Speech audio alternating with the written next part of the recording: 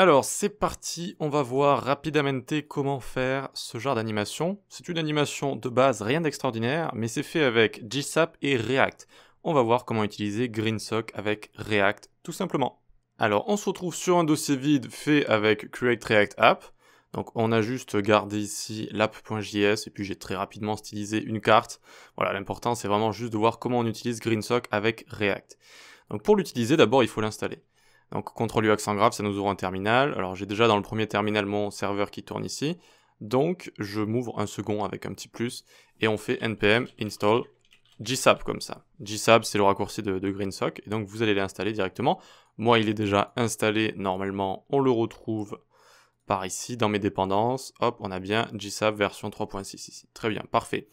Une fois qu'on a ça, on va avoir besoin de quelques hooks de React pour pouvoir bien animer tout ça. Donc on va faire import React, use state. Alors on n'est plus obligé maintenant de faire import React, mais on est obligé d'import use state, use effect, use ref, et donc from React comme ça. Très bien. Et ensuite on va se prendre également GSAP from, à votre avis, GSAP. Parfait. Hop, alors je vais peut-être dézoomer un coup. Très bien. Donc on a des hooks ici qu'on va pouvoir utiliser. On a GreenSock qu'on va pouvoir utiliser. C'est parti. Donc tout d'abord, pour commencer, on va bien se créer comme ça un state. On est avec React, il faut tout le temps penser state, state, state. À chaque fois qu'on a envie de faire une action, une interaction, de supprimer quelque chose, de rajouter quelque chose, 95% du temps, eh bien il y a du state qui rentre en jeu. Donc ici, un simple toggle, set toggle, et on le fait démarrer à false. Ok ? Ensuite, change state va nous servir à changer le state. Et elle nous servira seulement à faire set toggle inverse de toggle. Parfait, on le passe à quoi ça ? On le passe sur notre carte quand on va cliquer dessus. Donc pour mieux le présenter, on peut le mettre comme ça, tac, hop, hop. Alors onClick est égal change state, comme ça, d'accord ? Ça va exécuter ceci. Donc là, je clique, eh bien, ça met à jour mon state et donc ça met à jour mon composant à chaque fois. Jusque-là, pas grand-chose de compliqué. Ensuite, on va faire const card ref. Donc là, maintenant, on va utiliser use ref qui nous permet de sélectionner un élément du DOM et donc de pouvoir en faire ce qu'on veut avec. Ça n'arrive pas tout le temps qu'on a envie d'utiliser useRef, c'est pour ça qu'en général c'est pas trop connu, mais parfois on a envie d'utiliser des propriétés JS, des méthodes associées à des éléments du DOM, ou tout simplement d'aller sélectionner un élément comme on va faire ici, pour pouvoir l'animer avec GSAP par exemple. Donc cardRef ici, ok, et donc ensuite l'élément qu'on a envie de sélectionner, on lui passe l'attribut ref est égal cardRef. Ok, donc ceci va nous retourner un objet avec une propriété current, et donc dans cette propriété, il y aura notre élément juste là, voilà. Très bien, et donc normalement si je fais un log cardRef là, qu'est-ce qui va se passer à votre avis ? Alors, hop hop hop, tac tac tac, j'actualise pour voir, j'actualise, et ouais, j'ai current null comme ça, d'accord ? Null directement, donc c'est ce qu'on a mis ici. Pourtant, bah, je lui ai passé le ref, donc je suis en train d'attendre que ça sélectionne tout ça, normalement ça devrait sélectionner tout ça. Eh bien non, parce que quand on fait const cardRef est égal useRef ici, eh bien on n'a pas encore exécuté tout notre JSX juste là, donc ça nous renvoie null, c'est ce qu'on a mis juste ici, vous voyez, ça met le log juste après. Donc quand est-ce qu'on va pouvoir voir si ça a vraiment bien sélectionné quelque chose ou pas ? Eh bien avec useEffect qui va se lancer seulement après le premier affichage, à la fin du premier affichage de mon composant. Hop, donc useEffect ici. Pour l'instant, donc je lui mets le tableau des dépendances vide juste ici, donc ça se lance juste eh bien, à la fin du premier affichage de mon composant. Et ici, donc je vais pouvoir log cardRef maintenant, vu que ça va se lancer seulement après que mon composant soit affiché. Et qu'est-ce que j'ai ? Current div.card ici. Vous voyez que ça a bien fonctionné. Super, j'ai réussi à sélectionner tout ça.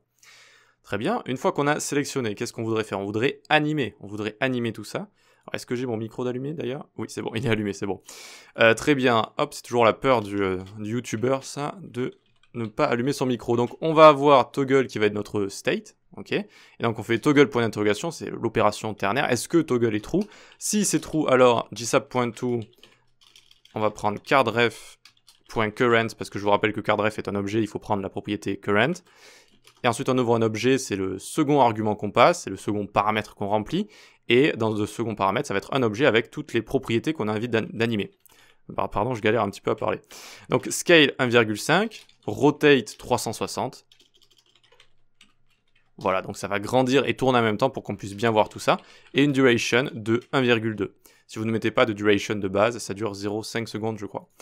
Ensuite, donc vu qu'on est sur une opération ternaire, c'est est-ce que toggle est true? Si c'est true, alors j'envoie ça. Sinon, on met un 2 points si vous voulez. Et gsap.to. Toujours, on va prendre quoi? Cardref. .current. Et hop, on envoie du scale 1, c'est 100%, c'est la taille d'un élément de base. Rotate 0 et duration 1,2. Ok? Donc ça, c'est vos valeurs de base, si vous voulez, c'est les valeurs de base de l'élément, c'est à scale 100%, c'est juste la taille qui vient de son CSS et voilà, de toutes les valeurs de notre DOM et compagnie.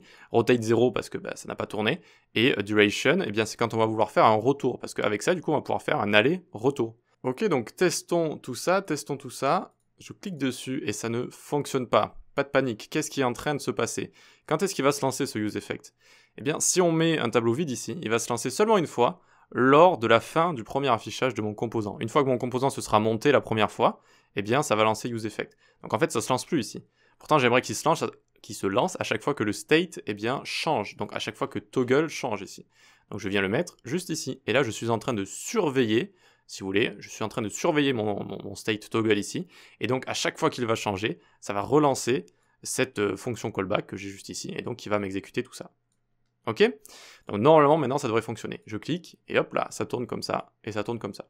Bon, me demandez pas pourquoi j'ai mis Amsterdam, je voulais juste trouver un nom de ville pour créer une carte comme ça. Et ce ciel m'avait fait penser à un ciel d'Amsterdam quand j'y étais allé. Très bien, parfait. Donc voilà comment on peut utiliser GreenSock avec React. Donc le fait est qu'on va utiliser en fait les animations dans un useEffect seulement une fois que notre élément, notre composant, notre JSX ici, ce sera bien monté, ce sera bien créé, et bien à partir de là, on va pouvoir animer des choses. Et à chaque fois qu'on interagit avec un composant avec React, eh bien il y a tout le temps le state qui rentre en compte. Donc ici, on fait une opération ternaire. C'est classique, on aurait pu faire un if-else, si vous voulez faire un if-else, il n'y a aucun problème avec ça.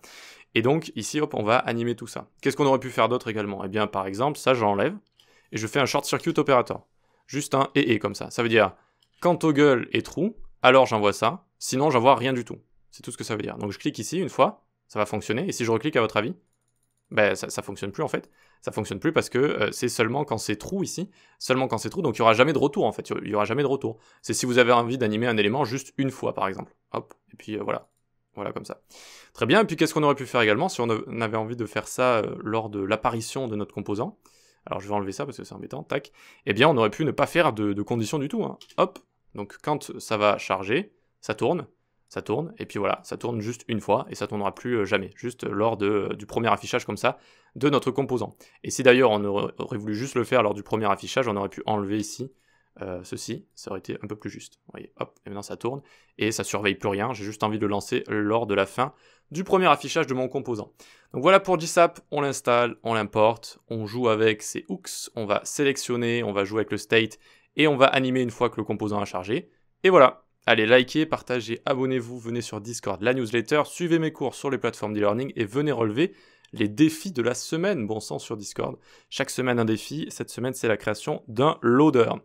Voilà, on se dit à la prochaine, ciao.